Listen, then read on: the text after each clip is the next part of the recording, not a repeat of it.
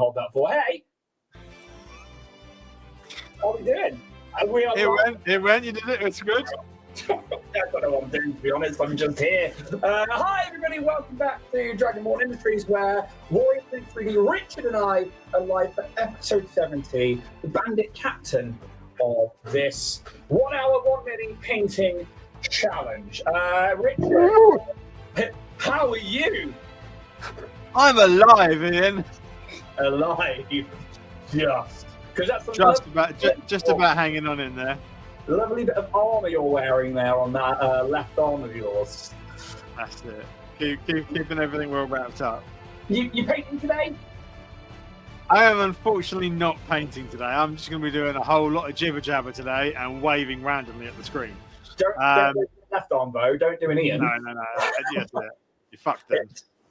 Yeah, so for anybody who doesn't know, I'm not going to go into the details of it, but Richard unfortunately has lost the use of his left arm for the time being, which means that there is no painting, not a lot really for you, is there? Not really, no. But what you can do is read and talk, which is great because it means it gives me it gives me the chance to do some painting this week, because we are on the Bandit Captain, which I'm just going to bring up this image because this is the mini that I'm painting today from yourself, which is this one just here. Let's see if I can go center stage on that one. There we go. Where's this from, Richard? So this is one of Loot Studios' minis. It's quite an old one, actually. It's from the December 2022 Lair of Liars release. Oh, really? Yeah. That's going way back a bit then. Yeah, going way back. It was a really cool actual entire bundle, because it was one of the first ones that came as like their terrain bits was an entire dungeon terrain. So it had walls, it had like a sliding circle door, and all the other bits and pieces. It was quite a cool little. I say a cool little bundle. It was basically literally like a thieves' den sort of kitted out for it. A couple of Guardian Drake treasure columns. It was a nice release. This definitely fits that Thieves Guild kind of bandits look to it. I really like the look of this particular guy. I think that, like, for me, I was instantly like, I'm not doing this as a human.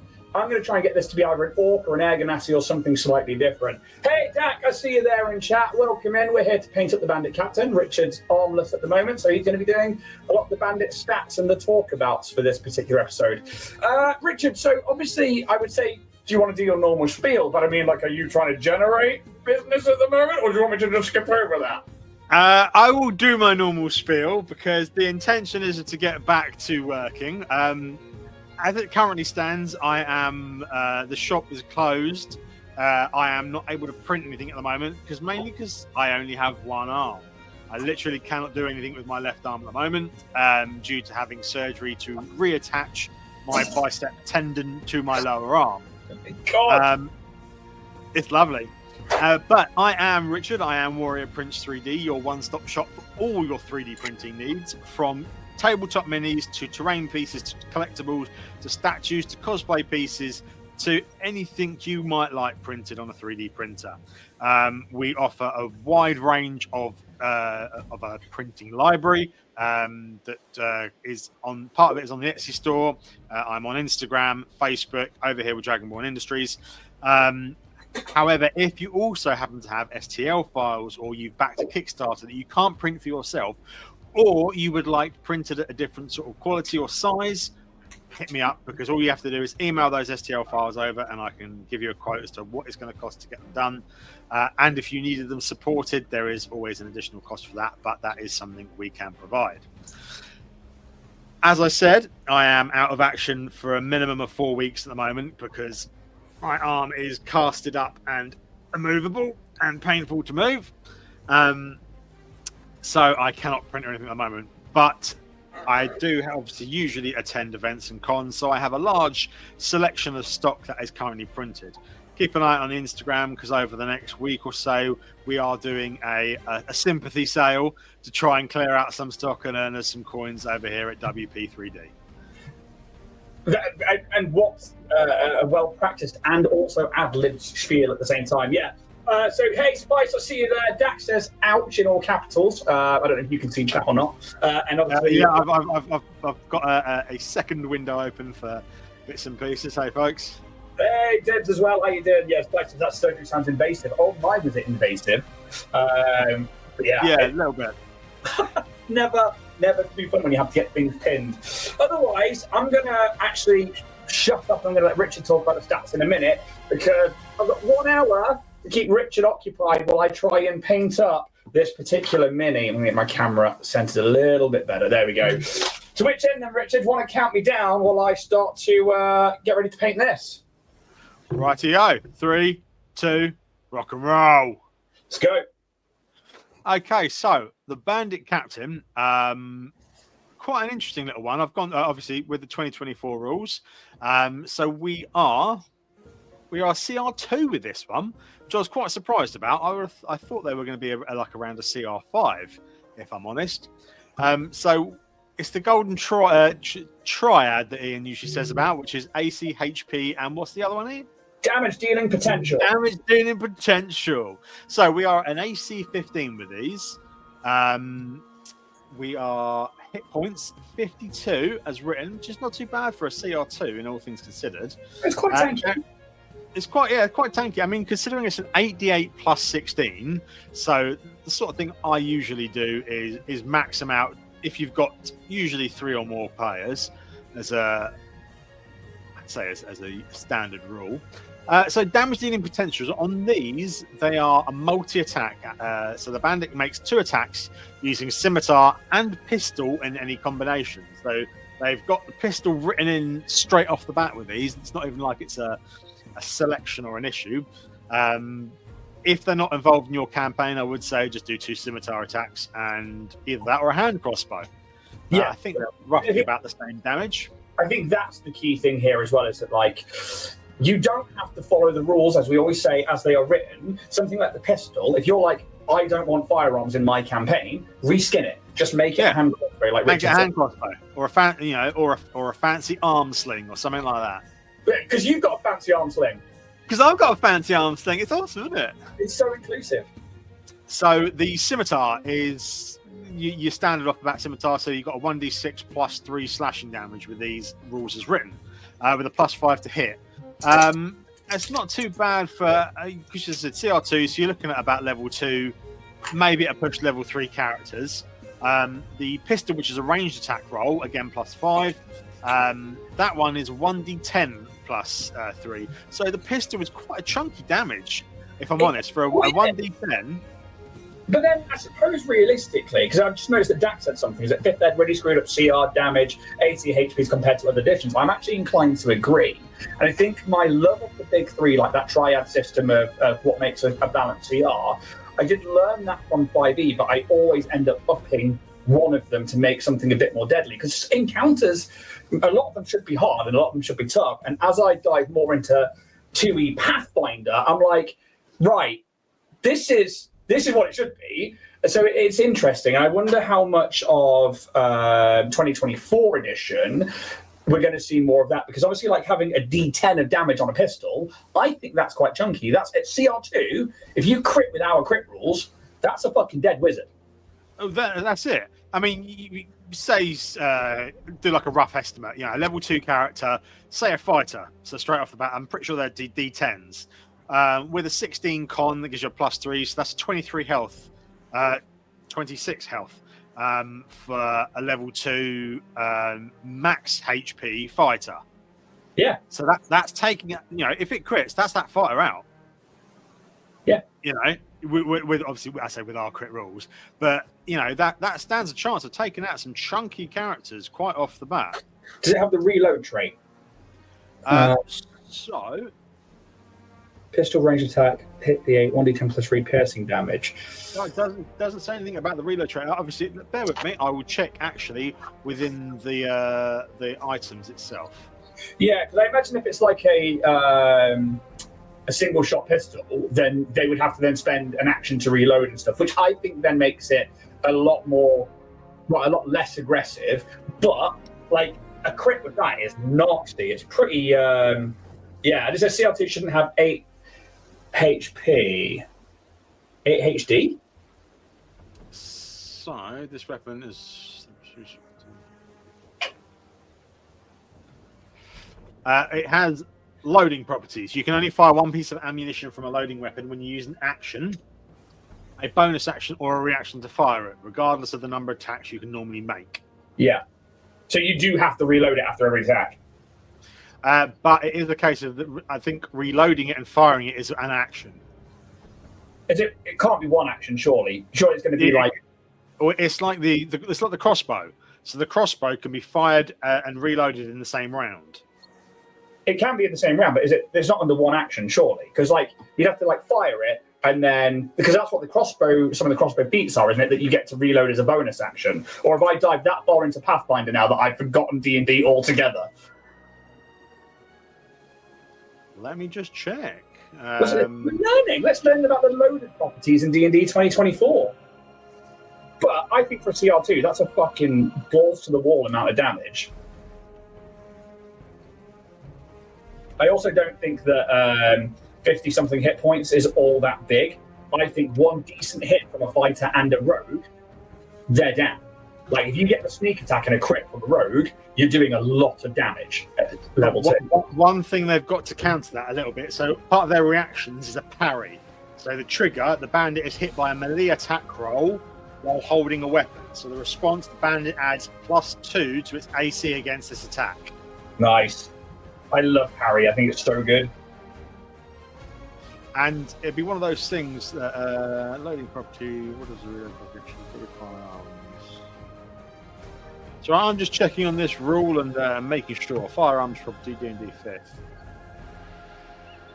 Remember, it's now 2024, not 5th. Yeah, so I was reading out loud. Sorry, my bad. There's the GM in me. I was like, fucking stop reading that edition. Stop reading that, you bastard. You find the right one. It really took about 1 minute to reload a black powder weapon, not 5-6 seconds. Yeah, Dak, I'm actually inclined to agree with you. Like black powder weapons and stuff like that, it really is like, fucking get in there and do it. It's like a one-shot thing, which is when you've got massive damage on something and then you've got to spend so long to reload it. I actually think that's it's a lot more realistic, but then I suppose we're playing a fantasy game, and I think Pathfinder and Starfinder cover those kind of like reload things. But that's where I think Crit Roll jumped in with the pepper box and having like loaded ammunition and stuff. It does look like it takes an action to reload. Yeah, so you have to spend an action to reload that. Yeah. So I think it's one turn to fire. Your next turn would spend moving out the way and reloading.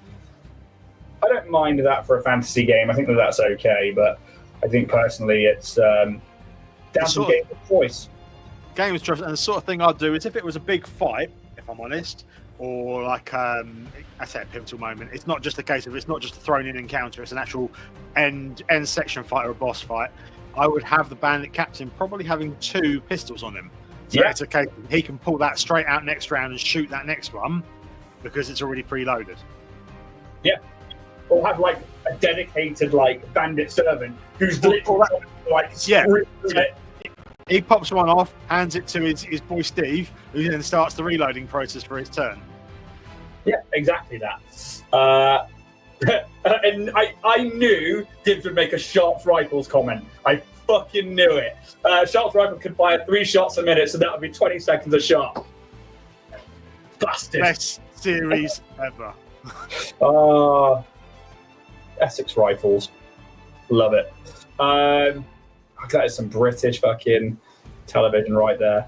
But I'm inclined to agree with you, Dak. I think it's guns are an interesting one within fantasy settings because you have to get it right for you and your group. And it's a very hard thing to make them balanced while it's a gun. Imagine getting hit with a gun in just a headshot. And it's like you could say the same for a crossbow or for an arrow. They've got to find it to be mechanical enough in game, but also it's a gun. It's a fucking gun. Yeah, it is an interesting one. But it's one of those. I mean, it's one of these builds with this thing. Is I was expecting a little bit more to it. Oh yeah. I'm not going to lie. It's I wouldn't say basic, but I would say basic. There doesn't seem to be much of a life to it. I think this is your intro to D&D 2024 edition boss. I think you start in a town, you start somewhere, the bandits have stolen something, you track them down. There's like a big bruiser one with them, but that's not the captain. You then find the captain, and they're like, right, well, this is my crime operation. And I know that as we move forwards into the crime lords and stuff, they end up being CR11, which I think is not next week, but the week after. But it's still, I think that they're designed to be low level, because once your heroes get to the point where, they're CR4 upwards, CR4 level 4 upwards, that's when you start getting into the meta-human area, where they are heroes. They are magic that, having a cantrip in things like D&D should be like, oh my god, a single spell, mind blown. You can do magic. Yeah, right. So I think that's something that got lost with recent editions, was that everybody could do everything. It's like, okay, well, especially with the species and stuff, where it's like, okay, every genasi gets this fire cantrip and stuff like that. And I get it, it's cool, but sometimes less is more. And I really like the original idea that everybody's a 4 to 7 HP commoner. And especially at level 1, 2 cantrips because you studied for 20 years as a wizard. And it's like, yeah, that's how it should be. And then you become these mega heroes. But who am I? Who are you? I know. But I tell you what, the other wonderful thing, I would be quite inclined to power these up a little bit. Hell yeah. If I'm going to be honest. I'd leave the party having to have fought other bandits already, but punies. So, they could handle a few of them, no ifs, ands, or buts, and then get to this guy, and I'll have him, have the capability to possibly drop someone to 0 in round 1, and then they've got to deal with him. Especially if they're going into a bandit lair. What sort of decent bandit is not going to have hidey holes, stashed weapons, or a few little tricks up his sleeve for if someone's coming in to take him out? Yeah, exactly. Especially if he's only got one way out and he's wanting to, to keep his arse off the fire. Move my camera. But I agree with you. I think that, especially in layers and stuff like that, absolutely needs to have something with them that's traps. Maybe they've got a mage that protects them. Maybe they've got there are so many, a pistol duct tape under the table. Divs nailed it straight away. You would literally have the Han Solo sat there waiting for that. That's what kicks off combat. Yeah, that's it. Yeah, or even take a thing from one of the old red potion hanging game, things that games do. Shoot the thing above the door that happens to be an incinerating pot of awful oil or something like that. Yeah, exactly that. And I think that you can have a lot of fun with bandit captains. And I know that I like that they put medium or small humanoid neutral to make it seem more you can make that they don't just have to be humans or anything like that, which is why I wanted to do this guy as an orc as well, because this guy was hench as fuck. And I was like, yeah, this is an orc or something different. So fucking love it. What I might do is then, as you went orc with that, I will eventually paint mine, and I'll do it air genasi. Nice. So it's got the grey tones and stuff like that. Oh, love it. I went orc because I trust green over blue. That's fair enough. So let's crack on with the stat blocks then. What else they got going on? So with the stat blocks, again, first 3, strength, dex, con, we're pretty high end. So we're 15, 16, 14. So they're very strong. Usually, obviously, when they do bandits, they stylize them after rogues. So they're usually very dexy. But this time they've gone quite high into strength. I'm not going to lie. So you've got a +2, +3, +2. I think that's more like brutes, though. So I think you're going to see either the barbarian, the fighter, or the rogue. What I think could be quite fun, and I'm only jumping in now because it came into my head with you saying about beefing them up earlier. A paladin one that's part of maybe a god of thievery or a god of that. Give them a paladin trait. Fuck. Yeah. It'd be nasty. Sorry, let it crack on. No, it's that whole thing's now given me an idea for an encounter with a bloody paladin bandit captain.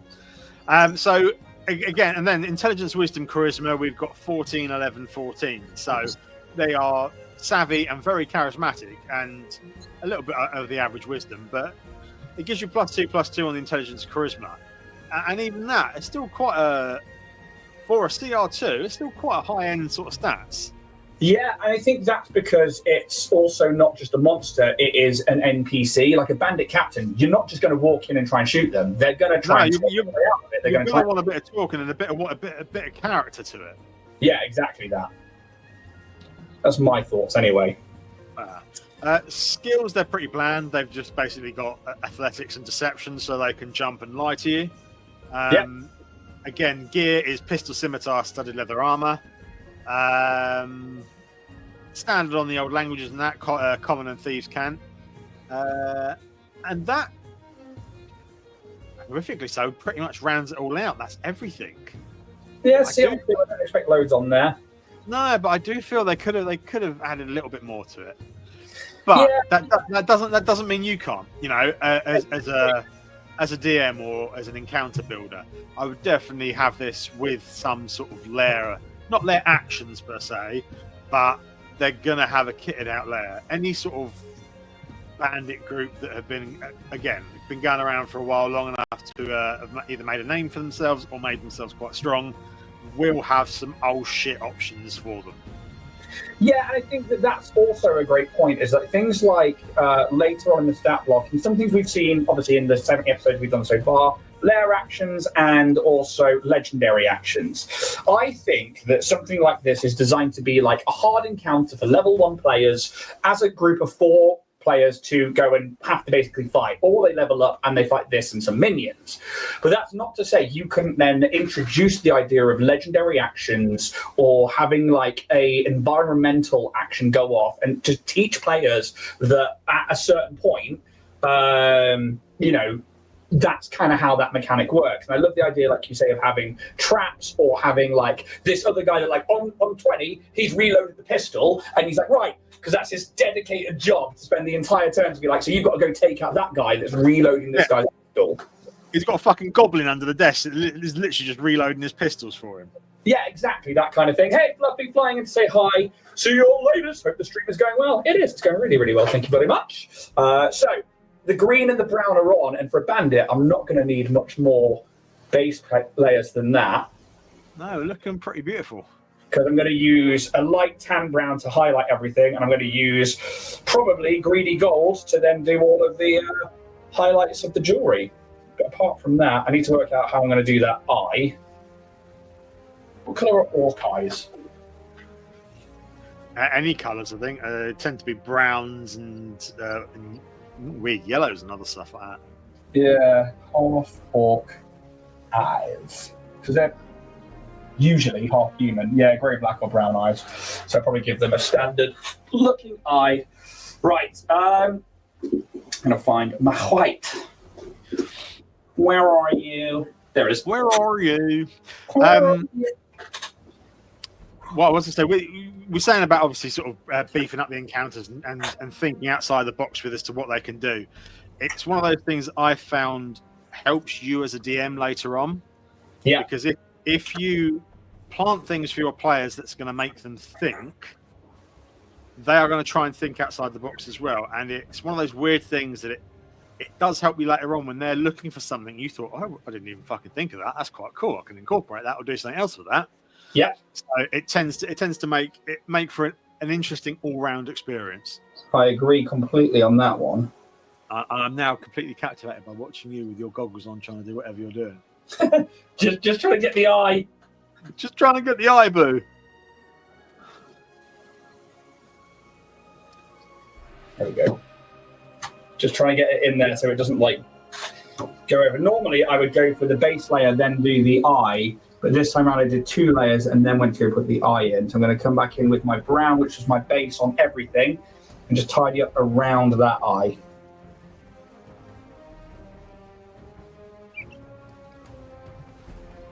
Beautiful, beautiful, beautiful. So, I mean, What's your go-to with bandits? Is it something you only ever use at low level? No, I really like them, and this is something that I found as a Steam chat, and I'm so sorry. Cheers, guys. I really like them as not only just low-level stuff, but also as a way to remind the party how far they've come. So, and I actually recently had this in Starfinder, where I had pirates, the essential bandits of Starfinder, that were CR1, and the highest one is a CR7, being the captain.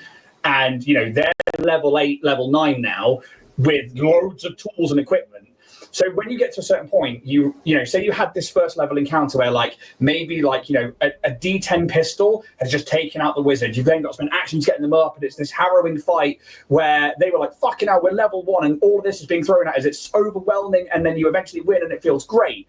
And then 6 levels later, you have them face other bandits, and they fucking take their heads off. And they're like, fuck yeah. And they get a nice, easy win. Not that everything should be an easy win, but sometimes you should give your players an easy win. Like, well, it's showing them how far they've come and how powerful they now are. Exactly. You can then literally kick the living shit out of them 2 fights later with a fucking Tarrasque or something like that. But you still got to show them they are getting bigger. Yeah, I completely agree. People. Oh, no, so I would use them as a scaling effect and show the players that you have leveled up. So I think we fall into the habit of, like, especially as GMs, and I definitely have done it, where, yeah, you're level 8 now, so you're only going to face this, and you're only going to face that, and it can get really, really, really hard, and it's very demeaning to the players if every combat is a struggle and stressful. Because remember, to anybody out there, that playing the game is still a real emotion. And if you're stressed every combat, you're going to stop enjoying it. Yeah. So I think that is why I would use them and something like that. It says Starfinder has the ultimate pirates, space pirates. Yeah, fucking right they do. Okay. Spirates. Oh, you picked up on it. Everything starts with an SP when you play in space. That's it. Spirates or Spandits? D&D. Basically how we do it. Right, I'm going to use greedy gold. I'm going to start picking out things like jewels and coins. And again, I'm not anywhere near tabletop ready or complete, but you know, I was going to say, because that's the next question now. How are you looking on getting this one tabletop ready? What are you? I think that I'm going to use the gold now to pick out the really detailed things, and there are tons of details on this mini. I wonder if I can bring it up, because once more, Richard's level of printing, and also this particular mini from Loot Studios is my freaking light. Let's see if I can move my light. One thing I will admit what I do with Loot Studio models is because I like models, and I always find a little bit bigger helps, and keeping them within the same sort of space remit of the board, as it were. So I think these have been scaled up by about 15%. Yeah. But if the base that is on there still fits, you can probably even fit them in the squares that's on your paintboard there. Yeah. So it still takes up the same amount of footage, as it were, on a board. That just makes for much more of a imposing figure and more fun to paint. Yeah, I completely agree. It's sometimes it's one of those things where, like, you just need them to stand out a little bit more. And I really like things like enemies having that extra height on the players to give them that fear. But I think I will be tabletop ready. You reckon you're going to be, dear? Yeah, it's one, you've done a lot of the talking, which is great. I don't got him. But also it's I think with mini painting, for me, you don't always need to pick out every single detail. You don't need to be the best. You don't need to be, going for it. And I love where people have the time to do it. The most painting I do in a week is here, and then with Craig on a Saturday with you guys. Yeah. That's like the most painting I do these days. And I'm looking forward to that today. But I'm looking forward to paint again.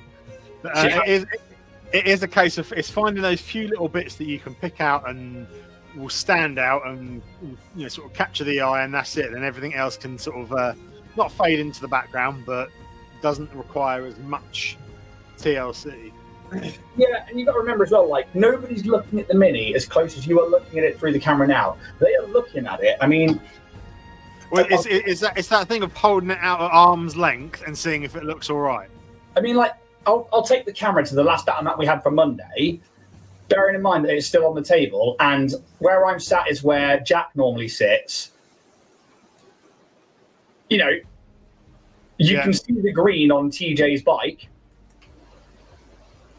and the other vehicles are there and painted. Nobody's looking that close at it. I do love those things. It's so cool how small we got them. How small you got those. It was fucking ridiculous. For anybody who is watching this that doesn't watch Starfinder, go check out episode 72, I think it was, and just see how small the minis are that Richard printed us. It was absolutely bonkers that we had this one that we did full size to do a vehicle combat, and then we did loads of them for vehicular combat, which is another system within that. Fucking wild. And Richard got these tiny diddy little things to print. That's why you should use Warrior Prince 3D. Well, I go around and pick out all the gold bits on these necklaces and on the jewelry, and this guy's got it all around his head. I've got mine here, so I am actually going to have a quick look so I can. I'm going to come out of solo layout as well, because. I see what you mean about that eye. That eye is a tricky one to sort of get around the forehead and that there. Well, I fucked it, so I would, if I was painting this, have already repainted that over in brown and then gone in again. So something I like to do is I like to have the eyes looking up rather than down. So I will always join the pupil to the top of the eye line, so it looks like they're looking up and towards something. It's very menacing. What I've managed to do is get this guy looking down, so it looks like he's in a panic going, oh! Which takes away any kind of menace from the mini, really. Spiders might just be a game, but the emotions are real. Fucking right they are. Loot Studios cheat when they show their painted minis. They paint 100mm and take a picture and say it's 32mm. Do they? Richard actually downsized the model. Yeah. Right, there's also some earrings on it. What I love as well is you've managed to get things like the earrings as well to print perfectly. No support marks, no little nubbins coming off them. The only thing I did worry about these is because it's the older ones, it's their older form of supporting. So the underarms are a bit tricky for support marks, and along with the knife, where the knife handles are. At least they're going to be a fun to clean up on mine. You did really well. They've greatly improved their pre-supports now. Well, they've been doing it for a few years. 5 now, actually. Yeah, just a few. You thinking about Maledictum? I've checked it out and I've had a look at it, and there is a few things I'm eager to get my hands on. But they have, well, these studios have also, where they've done other releases. So you had their special projects, Journey to Valhalla, Nidavellir, and they've got now Journey to Alfheim coming. Oh, really? Which is going to be and that's going to be another interesting one to check out. I think that's going to be a more elven one. Oh, really? Yeah, so it should be a fun one to check out for that. That's very cool. I need to catch up with what they're up to, because I know that you messaged me the other day, like, oh my god, have you seen this one sci-fi one? And I was like, yeah, I meant to try and find that, but typically when I went back to try and look for their the post I saw, I couldn't find it for Diddley, so I'll keep an eye out if it comes back up. I tend to go to their Facebook page to try and find it, but they have I'm pretty sure they have an actual Skittermander in it, and I'm like, ooh, it's got to be looked at. Yes, indeed. I'm going to make this guy's shin beard a piece of jewelry. Ooh. In that gold. So I've got tons of rings on as well. So I think actually that's something. Is like when you get things like rings and stuff like that, and really small details. One, which is printing of them is incredible, but you don't need to go and paint absolutely insane detail all the way around them. I think just doing like a little dab on each one is going to break apart those fingers, going to break apart the areas in which you're working, and already you're going to see the difference. Well, it's picking out like the focal points and stuff like that, and it's finding where you want to draw the eye, and just highlighting the other bits and pieces so that it looks like it's something, especially at arm's length and stuff like that, when you're not going to be able to see it. Yeah, and you put it on for tabletop ready. Exactly that, and that's exactly what I'm doing here today. Is just picking out. So, if you were inclined to do either a bigger model or a big showpiece sort of thing. That's a little bit different. You don't want to sort of highlight the painter skill more than anything there. Yeah, exactly that. And I think it's you don't need to go hell for leather on it. Like it'd be cool if I went in and painted all the rubies and different stuff like that, but I don't have the patience or the ilk to do such things. So I'm not doing that. I might do actually is grab orc skin. Green skin and do the highlights on the skin before I do the highlights on the leather. I don't think I'm far away. We're halfway through time. We're at 29 minutes. We're only at 29 minutes. Blimey. You got a waffle for 29 minutes now. I've got a waffle now for 29 minutes. Yeah. As I have got a bit of time, then I will utilise the platform to again say about Warrior Prints 3D, being your one-stop shop for all your 3D printing needs. Our online stores are currently and unfortunately closed for a minimum until the first week of July, just while I am recovering and once I can get this cast off to see how movement is going to be accessible, I should say, because at the moment, locked in place. But check out the Instagram over the coming week. We are going to be having a sympathy sale, trying to sell off some of our current stock. There's quite a lot of it, I'm not going to lie, because I always try and keep quite a bit in holding for events and other such things. But there is also generally a lot because printing is, my religion, effectively, so I do it all the time. Got a few nice sort of big pieces going. I have got a Doom guy that is going to be coming up for grabs. I've actually got a very massive Optimus Prime next to me as well, but I can't lift him into the camera view because, again, one-handed. But yes, check out our Instagram, follow along on there. There will be posts, stories, and advertisements about it. I've asked a few of my friends online, Ian included, to give them a share and a boost, sort of to get out to more people, because it does help us out in this time where, unfortunately, I've fucked. Had a wee bit of an accident. And being a self-employed fellow, there's not much else I can do. So, yes, anything and everything is helpful and wonderful. Even if you can't grab anything, just drop a share, a like, a comment on any of the posts. It just helps me reach that a little bit further. So, much appreciated. But also, we can talk about, because Dragonborn Industries went to UK Games Expo this weekend. We did? Along with a lot of other fellows and friends in the community that were able to sort of see each other, or unfortunately miss each other because they couldn't find each other in the thousands of bloody people that were there. That's it. How was your weekend, Ian? It was so busy. It was really, really good. Though, like we obviously we made the decision not to vend there and not to essentially spend the money on a stand because we were like, we're just going to go meet people. We're going to go have a little bit of fun. And I think we used it as a bonding getaway for our Starfinder crew and even some members of the Bloodhunt crew, which was really awesome. And that alone made it fucking incredible. We had such a great time. Then the actual event itself was so busy that I knew I originally had an agenda to go see certain people, like, right, here are some dice. Just thank you for interacting with us. Thank you for sending us stuff. I just wanted to go be appreciative of other companies and give them something back in return that had given us something. And what I found weird was as I approached stands, people were like, "Oh, it's you," and I was like, "Oh, yeah, hi, shit," and I didn't know what to do, and it was very, very humbling, while also being this absolutely incredible thing. I got to see Dibs, who knew exactly to keep a lookout because I was looking at the floor, and so I'd look up and there would be a Dibs. Like, hey, I'm like, oh god, hi. I say quite a few people there because Geeky was there as well, wasn't he? We got to hang out with moderator Geeky Phoenix, who is an absolute legend. I adore that man with all of my heart. They are a lovely, lovely soul and a big part of the Dragonborn Industries community.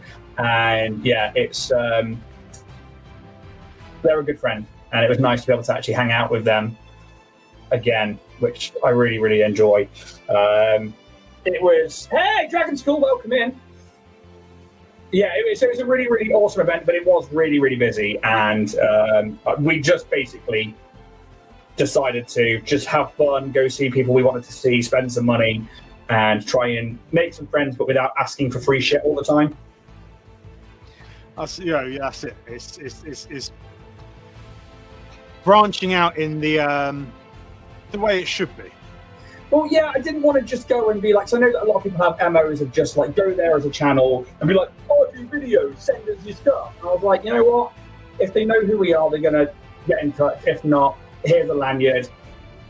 Get to know us and see if you want to be involved in the channel, but you don't have to send us stuff. We can just do an interview. We can just do little things like the world's already an expensive place. You don't need to be spending your fucking money sending it to a fucking YouTube channel, to which end only has 1K subscribers, which is my next point, is we still have the 1K video, the subscriber 1K giveaway up for you to all. So head over to our YouTube. It should be the top video that's there.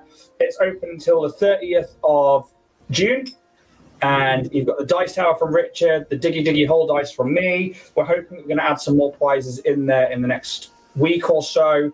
But it's all up for grabs and still completely open. Obviously, we missed you at UK Games Expo.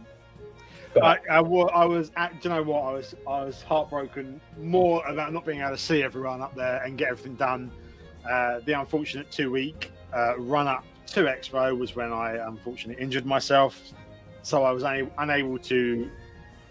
Well, I wouldn't have been able to travel, and I would have been at a healthy disadvantage to myself. But also, then I was waiting on a surgery date, and surgery then happened to be the Thursday day before Expo started. So I wouldn't have been able to go, even if I had managed to push through bits and pieces and convince the powers that be. I think maybe don't push yourself when you're that injured, but you were missed. And I know that all of our crew desperately wanted to see you, but you were missed. I'll tell you what was a highlight is we got to meet a guy called Cosmo and Alex from Paizo. That was really awesome. Did you give them the Starfinder badges? Yes. So nobody actually got in touch with me about how many people actually work at Paizo. So I never did the full amount. I kept some back to hand out to people that recognised us and stuff like that. But I'd done like a box and I'd made some dice and put a nice note in there and stuff. And we kind of went across there and they were like over the moon with it. And they were really, really lovely people. And yeah, it was nice, again, to just be like, look, we're not trying to get anything. We just want to say thank you for 180. Here's some stuff. Like, just thank you so much. We're just trying to be nice. And yeah, that went down really, really well with them. And they were really, really humble, which is really awesome. I didn't get to play in any of their games or anything, but I had a really lovely time meeting Cosmo and Alex. So if anybody gets a chance to meet them, they are lovely, lovely people. And I strongly advise going to go see them at cons and stuff. And I imagine like our American viewers are going out to Gen Con and they should be there for that one. Right, just trying to get the highlights on the fingers without getting the... Looking at it now, it's really starting to come... Just adding those highlights you've done there that's beautiful. It's really starting to come together now. So just trying to get that green to pop while also leaving the base green and the browns on the underside. just trying to do my like 3 color system. I've only got 20 minutes left, but it should be all right. Where I'm going to grab the next color up. So I've done angel green. I've done green skin. What's the other one? Fuck. One of the most gutting things for me as well, and I will throw a little sneak peek out. I wasn't able to get this finished. Right, I'm going to have to bring you up. Oh, is that TJ? That is the TJ. Oh my god, Steph's gonna love you for that. We had some awesome character art earlier come through from somebody, and I was just like, oh my god, fuck. It's beautiful.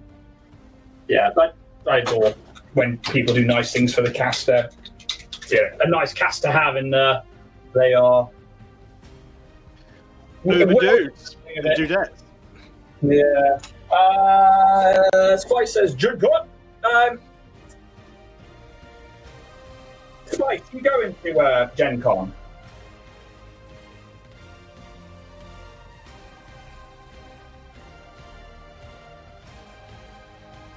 Velvet's just coming in. I love it. Holy shit! It's been a long time. Welcome back. Hope you're doing well.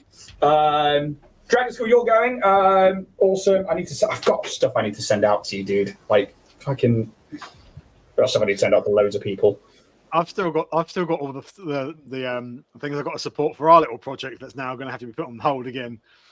Yeah, that's not important. I think while you're resting up, just fucking rest up. So I'm taking a highlight color and I'm just hitting the very tops of certain areas. I'm not doing all of what I did for the mid-level. I'm just going to hit some of the tops of the muscles, some of the tops of the head. Go for the fancy points. Bell says, Ian, sorry I missed you at UKGE. Hey, that's quite all right. Honestly, I spent the entire time looking at the floor, trying to work out what the fuck I'm doing with my life. On the Friday, I bumped into 2 friends I hadn't seen since I was about 15, so I just fucked the con off and went and hung out with them and just fucking chatted for like 3 hours. And I am getting there with healing. The arm is all strapped up. I've got finger movement, so, you know, I can just about do things. But yeah, all good, thank you. Well, it's good to have you back, D. Yeah, sorry I missed you as well. It's one of those events that you could look for someone 4 hours straight and never find a glimpse of them, or you can see them 17 times in 12 minutes.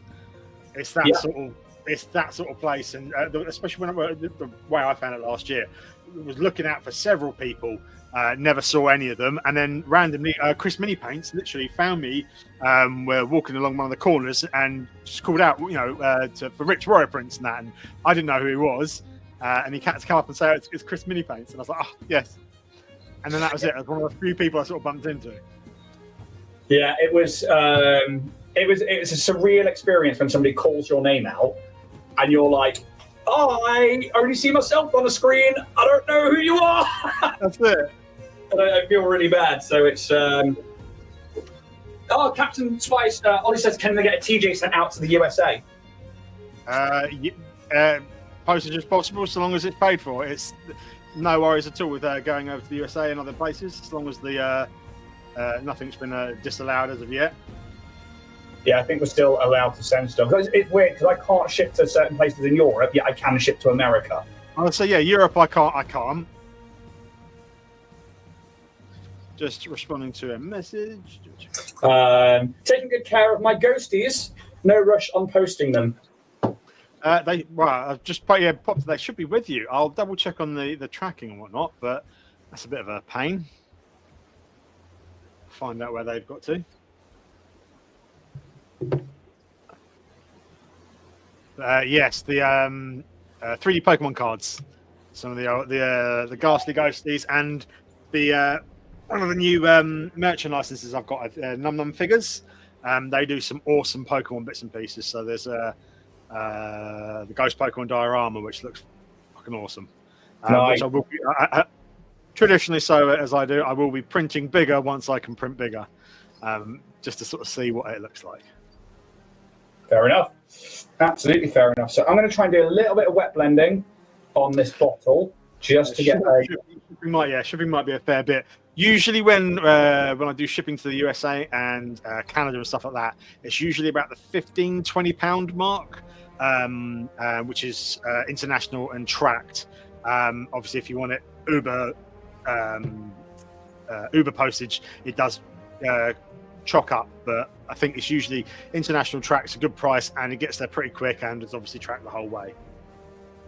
God, Steph would genuinely, I think, turn into liquid if she finds out that you, Ollie, have a TJ Mini. She would turn into liquid. I think there is a love for you there that that none can bear. Yes. No sign of them, but I would double check the nightmares. Lurk, no worries. You go into lurk mode. Thank you so much for just being here in lurk mode. Right, I'm going to need to grab a lighter brown. I've got 15 minutes, and I think I'm going to be about tabletop ready. Fucking brilliant. Plus the tariff. Yeah, so I think like the tariffs, they were scary for a while, but I think they only affect things that are like, I don't know, it's weird. It's like it's raw materials. I don't know, but yeah, the tariffs don't affect like me sending something that has been purchased.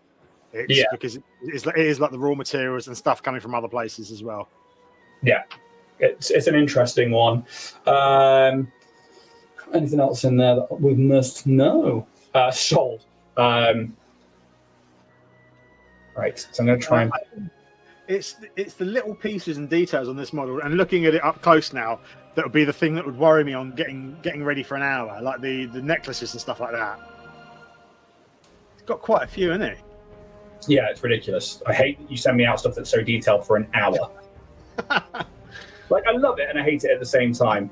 It is one of those. It is one of those. I think I love it, but I kind of fucking hate it. But it's interesting. Obviously, it showcases what you're capable of doing as a 3D printing specialist. But as a painter trying to do things within an hour, fuck you. So yeah, that is the other side of it. But it is what it is. We'll get it done. That's it. I'm not actually too far now. I'm going to highlighting things like the armor edges, the coat edges. And then I'm going to probably call it there. I'll leave it as that, is it? Yeah, I really like that the trim on this coat is really, really pronounced. I really love that for minis.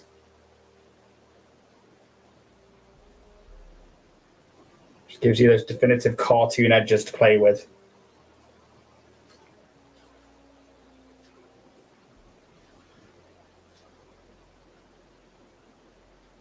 But also, Spice being here, let's not forget the Crit Awards, where both of our shows have people up for nominations.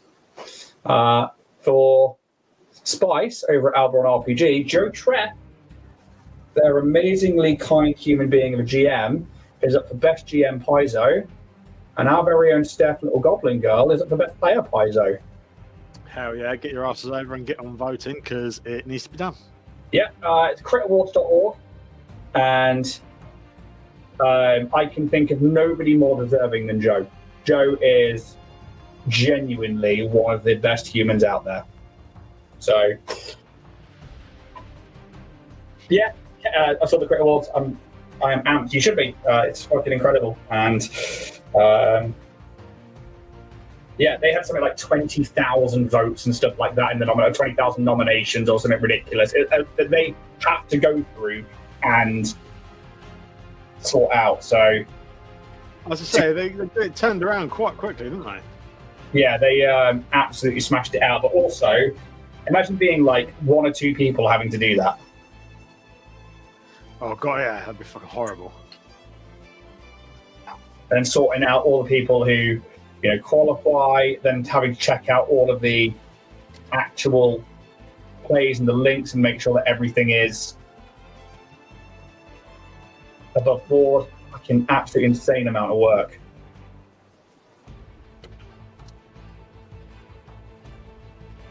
Okay. So I might have to put the goggles back on just to get some of these fine lines. I also need to get some more XV88 because I didn't realize how fucking dry mine is.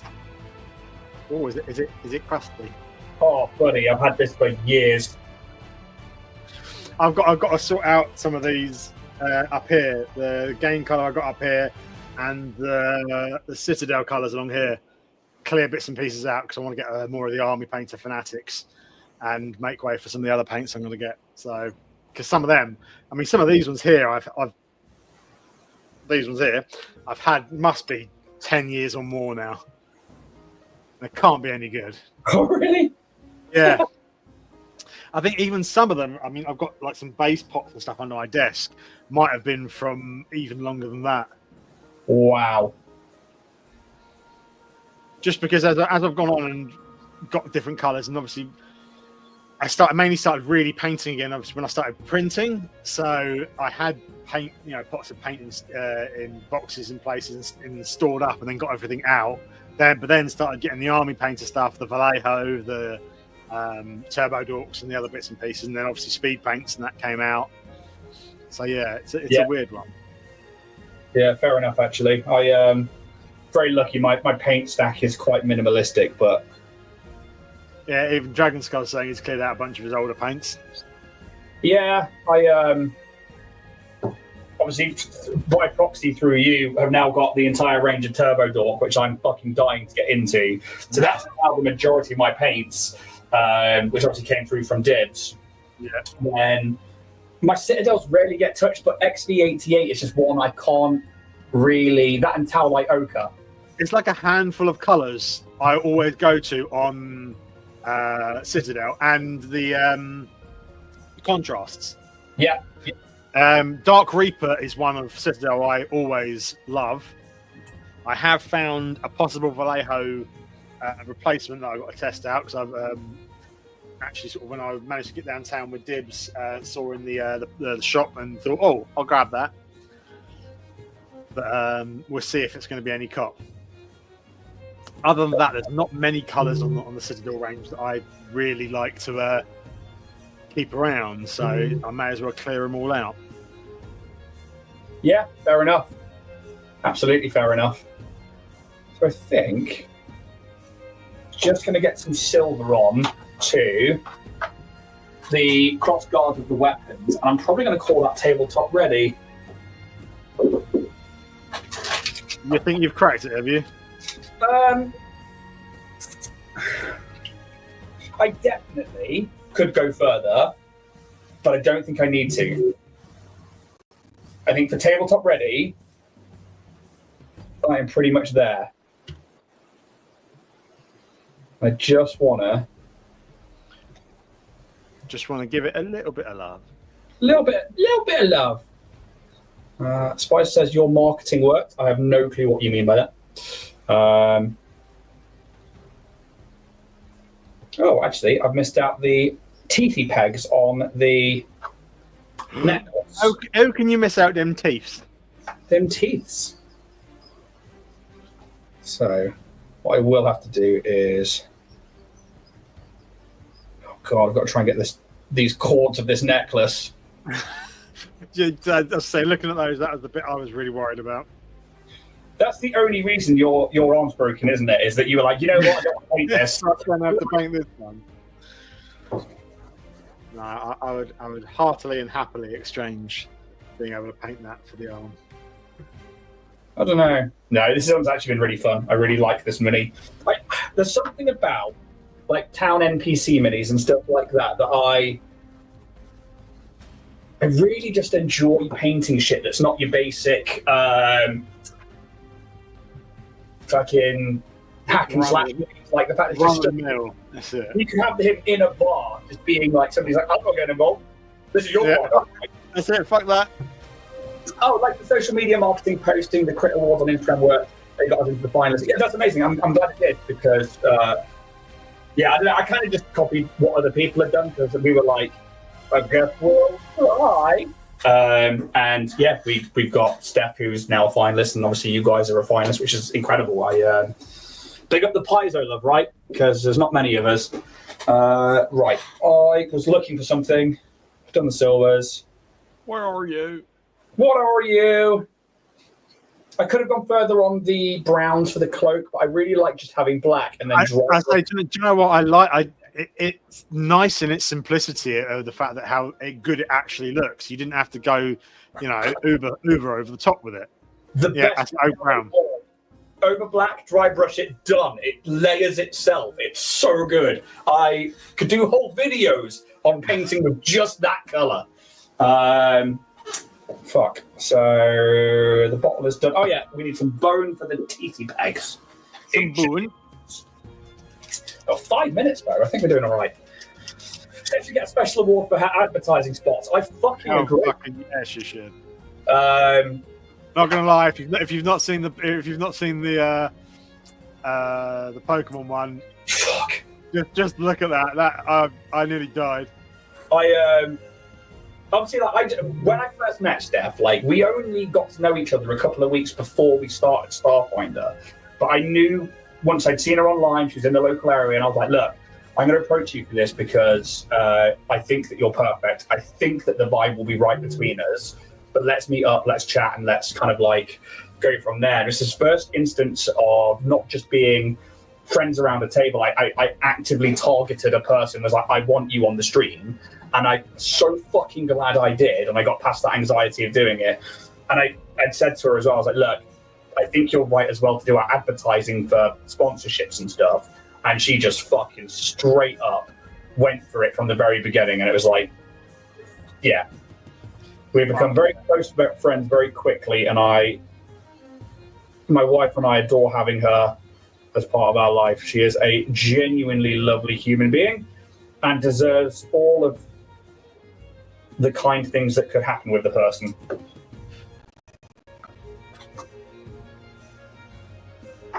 Yeah, I would love it if that was nominated my best advertising and corporate shilling, but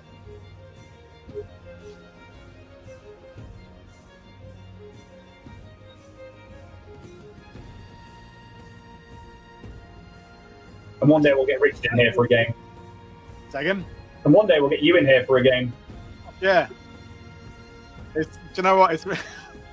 I've got it's typical me. I've got 3 or 4 ideas for characters I'd love to play in a space setting. Good. Having only ever done sort of D&D and Vampire, and one ever sort of foot dabble into Star Wars role playing. That was it.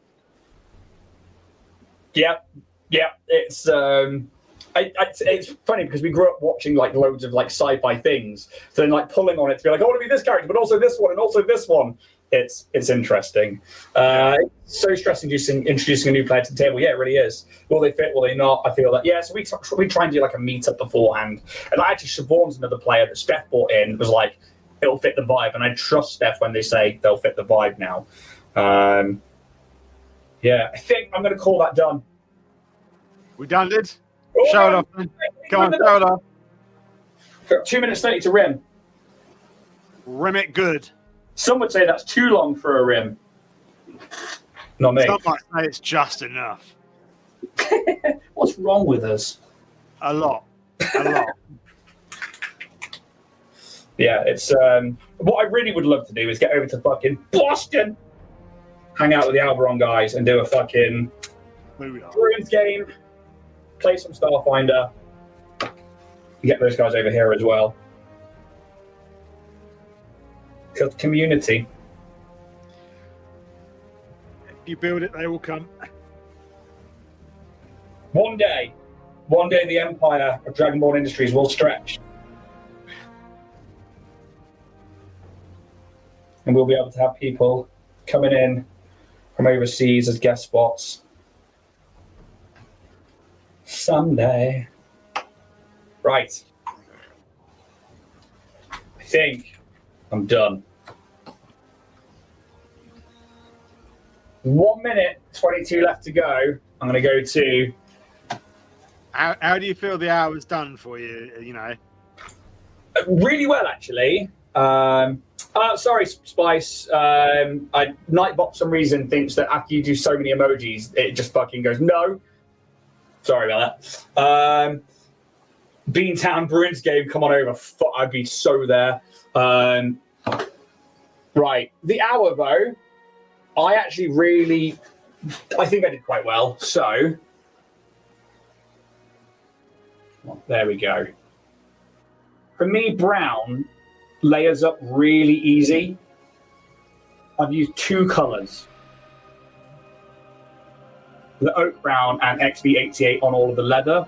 The green skin then is what I wanted to make it pop. I do. I love what you've done with the skin. It looks brilliant. Thank you very much. So again, I'm back to my no washers, no fucking speed paints because I'm too scared to use them, and just do my tricolour of base, mid, and then highlight. And although I didn't use the jungle green highlight, I mixed it with the green skin. The hardest bit is getting those fucking ropes. Come on. I think you've done a fucking stonking job there, my friend. I will happily take that for a bandit captain. Easily throwable on a table.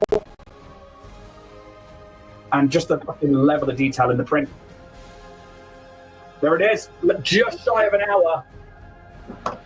And we are tabletop ready. Let's exit solo layout. So that is the bandit captain all done and dusted.